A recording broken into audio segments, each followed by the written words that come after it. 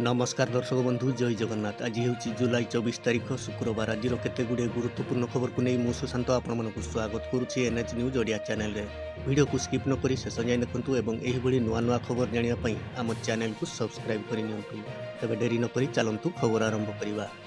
Mask भितर 20% बढ़ीगला खर्च। चीनी दाम बढ़ला किलो पिछा 10 टंका। खाइबा तेल 200 छुईला। चाउल दाम 10 रु 15 टंका वृद्धि है। अटा सुजी मैदा सबू महंगा।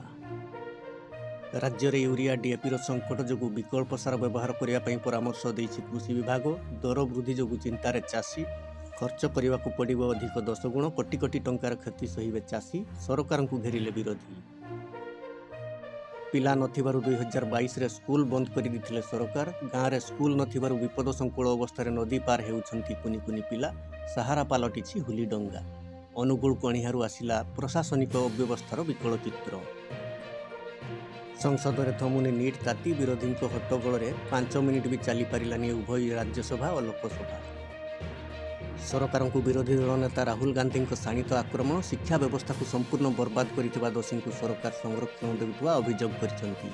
शिक्षा मंत्री को तुरंत पदरु हटाइबाकू छात्र संगठन गुड़िक मुख्य दाबी रखिछंती।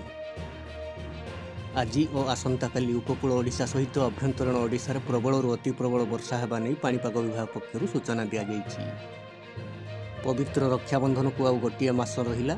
मिलवाक जाऊँगी सुभद्रा योजनार किस्ती किंतु वर्तमान सुधा 1 लाख अधिक हिताधिकारी एनपीसीआई प्रोब्लेम अच्छी एवं अनेक हिताधिकारी इकेवाईसी प्रोब्लेम अच्छी। उपमुख्यमंत्री प्रभाती परिडा सूचना जे अति शीघ्र इकेवाईसी एवं एनपीसीआई कंप्लीट करनियंतु नचेत आपण परवर्ती रक्षाबंधन किस्ती टंका पाइबारु वंचित रहिबे।